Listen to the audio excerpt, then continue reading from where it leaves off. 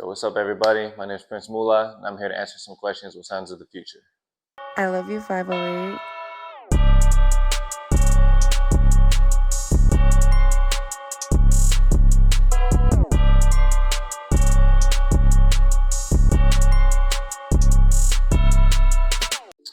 Yeah, man, my name is Prince Mula. I come from San Jose, California. I would say I'm a rapper. I mean, I like to kind of expand outside of that and be an artist and just kind of express myself in different ways. But at the core of who I am, I'm definitely a rapper. What do? I make music. I've been working on a clothing brand lately. I don't know. I like to make stuff, man. It's fun. Yeah. Growing up in California, I feel like is I tell people like the way our music sounds or the things that we speak about in our music is very reflective of the lifestyle.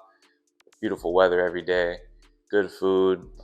It's just good vibes pretty much year round. So because of that, a lot of the music is it's party music. A lot of funk influence in our hip hop, and then it's just like driving around in your car. You could drive around in the car and listen to it at the same time. I feel like that's something that's very prominent in our style of music. But how did that influence me?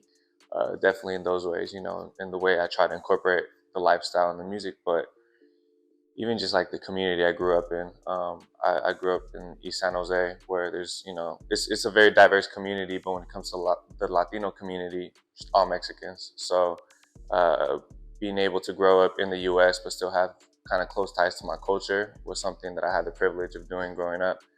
And I think that's also starting to be reflected in my music a lot more because I'm starting to become more comfortable with, rapping in Spanish and just trying new things. So having that balance, having that balance of the West Coast culture and the Bay Area culture, the slang and the things that we say is very different, as well as the Mexican American lifestyle and culture that I grew up with. Merging the two is because I grew up in California, because I was so immersed in that world, and then now I'm able to kind of put that in my music. Growing up, I was always kind of infatuated with fashion. At a very young age, I was into like how I dressed and where I pulled those influences from, whether it was, for lack of better terms, hip hop culture or skateboarding culture, or just even different athletes and like sports teams. And I don't know, I feel like fashion is just another form of art. Everyone has their own style and it's reflective of who they are. So when it comes to me as a kid, I always dreamed of one day having a brand. And while being out here in New York, I've been able to kind of absorb a lot, really learn things on the creative and business side. So taking the time to understand how the business works was something I wanted to do. Make sure every design is perfect by my definition. So it was just kind of like a year, 2 years of me just cooking and letting these ideas come up. But one thing I didn't have was a brand name. And after kind of cooking for a while, I was able to kind of figure out that identity, and the name came last. So now I'm just tying up the loose ends on the branding, but the brand is called Buena Suerte. In a nutshell, what it means is it's inspired by the people that inspired me. And if I want to give this motivational message out, I want to encourage others to always be the best versions of themselves and really hustle and like just, life is too short to not be productive and not have fun with it at the same time. So being able to give that positive message, I didn't want it to be too cliche and just be like, hey, like, you can do it, chase your dreams. Like, even though that is the message I want to give, I wanted it to be delivered differently. So I figured, we have a conversation after this interview and talk about what we do. And if I'm gonna give you that motivation, the last thing I'm gonna tell you is good luck.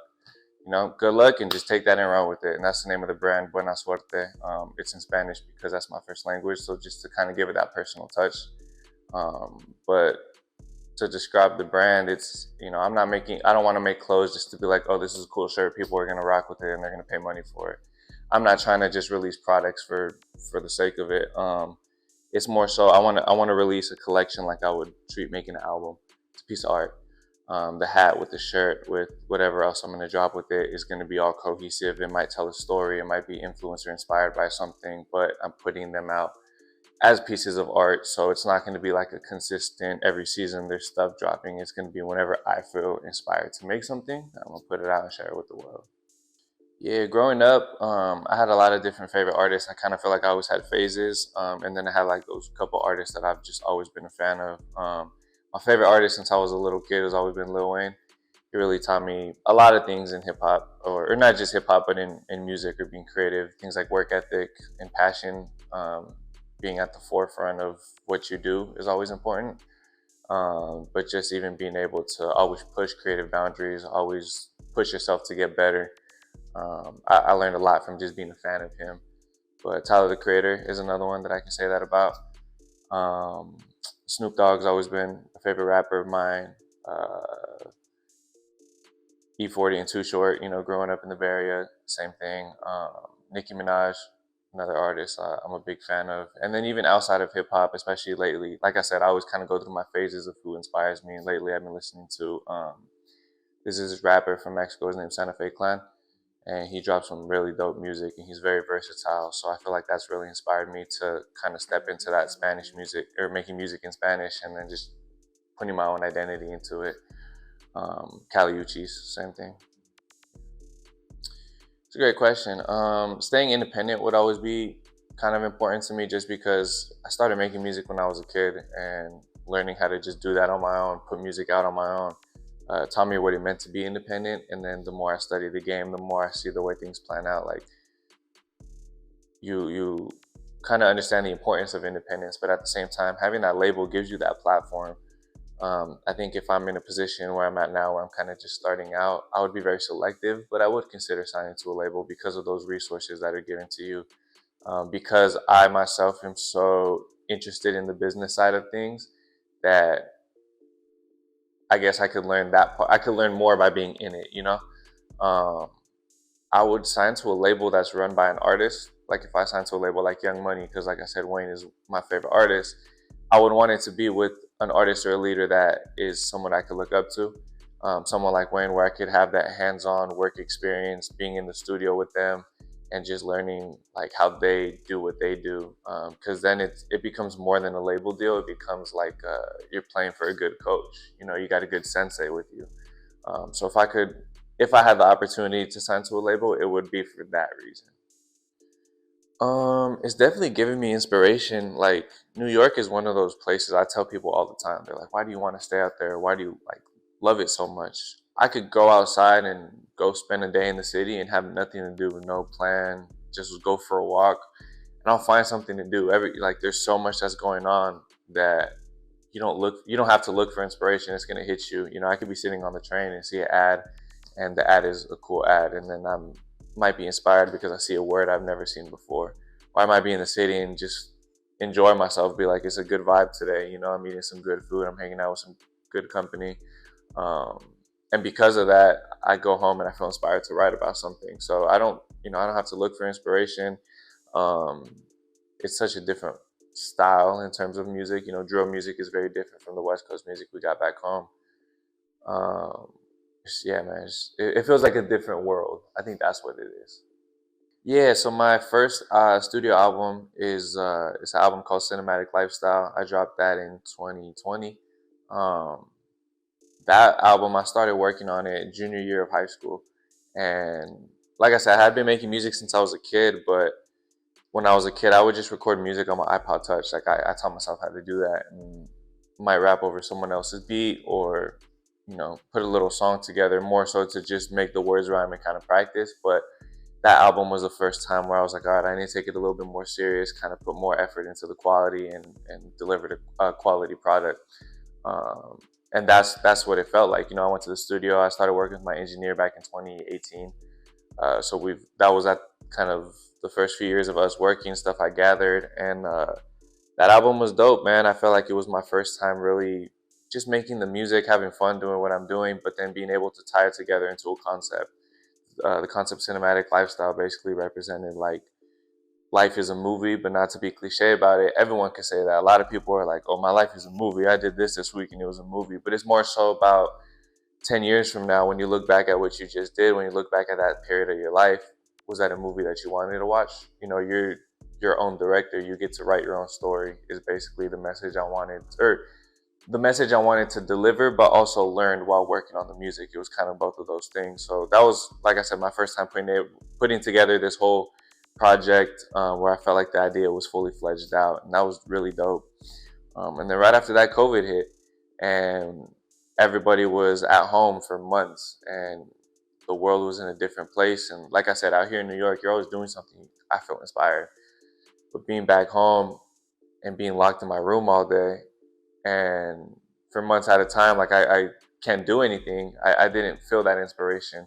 I ran into writer's block. Came back to New York like half a year later. And same thing, the world was in a weird place. So trying to kind of find my groove was important as a human being. But that was reflected in the music. I had writer's block and I was able to work through it. I taught myself how to become a better writer because of it. But that led to just me constantly making music and not wanting to put it out because I knew I could do better. And then finally, I got over that hump of, like I said, just learning how to become a better writer. And I put out a mixtape. It was called Shark City Spitta.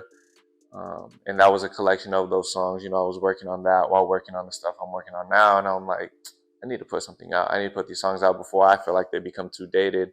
But that project was just like a drill, like you're sitting in your room or not in your room, but like you're at the gym and you're trying to become a better athlete, just practicing and making words rhyme and having fun, because that's what made me fall in love with rap music as a kid to begin with. So why not always kind of keep that at the foundation of who I am? Yeah, I think it's really important. And I always kind of knew it was important, but then I've learned so much more in like the past year or two about why it's important. On the business side of things, obviously streaming isn't, the most profitable thing for artists. So if you build a big following and you can do a show, it's good for the business side of things. But the reason why I like to perform is it feels very rewarding, to just be on stage and see people have a good time to something you created. I could be on stage and I could know a couple people in the audience because, they're my supporters and people came to see me. But I've also done shows where there's people, like a bunch more people that I don't know than know. And I feel like either or, right? It's fun to see people support you. But even if it's random people, it's so rewarding because I spent time making music. Now there's these people that they don't know me. I don't know if they're going to rock with my music or not. But if I'm rapping and I hear people going, oh shit, like he's good, or oh, he speaks Spanish, like what's he doing? Or I see people's heads bopping, or I see people really feeling the song, like it's a great feeling because you could be up there and they're not feeling it and you're just like, all right, whatever. But to see people have a good time to something you created is a great feeling. And whether the people in the crowd know each other or not, they could be anywhere in the world and they're right in front of you having a good time, just good vibes in the room. And I think that's so dope. So I think that's why it's very important. Yeah, I definitely believe in manifestation. My best friend is very spiritual, so we have a lot of conversations about things like that. But even before, like, I probably learned what manifestation was probably in like high school. But even before that, I felt like I was practicing it without knowing it.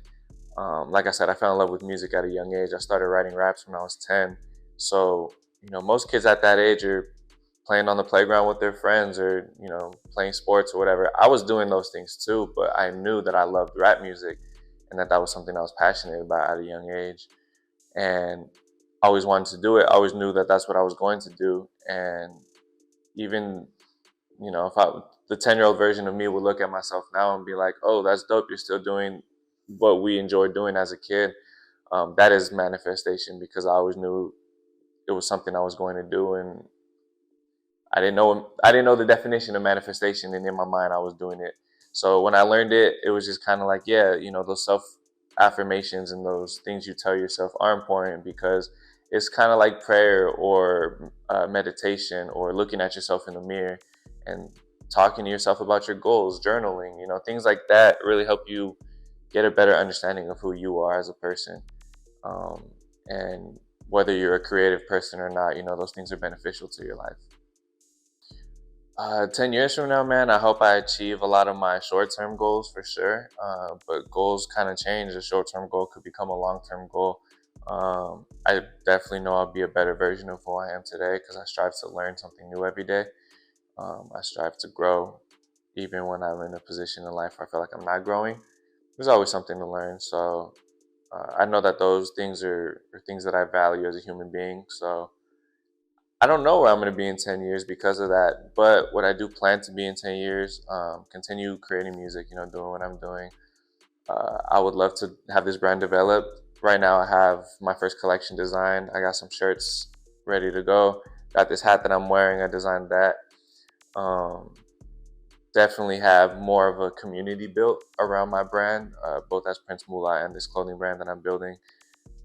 And because I want to build that community, I want to be able to give back to my community. I want to be able to be in a position where I can make the places around me better, the people around me better, help others the way mentors and other people have helped me become a better version of myself. Music, or not just music, but creative things in general, even things like sports. If you understand who you are, then the sky becomes the limit. I want to be somebody that could help others find that potential in themselves without being like, hey, chase your dreams. I want to actually just sit down and have a conversation with someone and help them realize those things. So if I am a much bigger figure in 10 years and I can use that power and influence to make the world around me a better place, that's where I strive to be in 10 years. Yeah, I'm working on 2 albums. It was initially the follow-up to Cinematic Lifestyle, and then that album kind of broke off into 2 because I've been working on writing more in Spanish and trying to make more music in Spanish. And so that project, I was working on some English and Spanish stuff. My manager was like, let's break them off into 2. And now those 2 projects developed into full-length albums. So I got the follow-up to Cinematic Lifestyle coming soon. And that album is going to be titled $1 Million Motives. But probably going to drop the Spanish album before that, or bilingual project, because it's not 100% in Spanish. But that album is coming up. I'm really excited for that. Yeah, man. I mean, I don't know. There's so much motivation in the world. You could find it. You could watch your favorite celebrities or rappers or whatever. You can watch their interviews and you can listen to the words of wisdom. But what I always say is, life is too short. Tomorrow's never promised for anybody. So just live every day to the fullest, and that could mean whatever it means to you. But if you have a goal, chase it. Go hard today because tomorrow's never promised. But don't take time for granted. Don't work to the point where you feel like you're miserable. You got to enjoy what you do. So if you're working, you got to enjoy that work. If you're hanging out with your homies, you got to enjoy that time because you can get too busy and, the people you see every day, you're not going to see every day. So live every day like it's your last. Yeah. I love you, 508.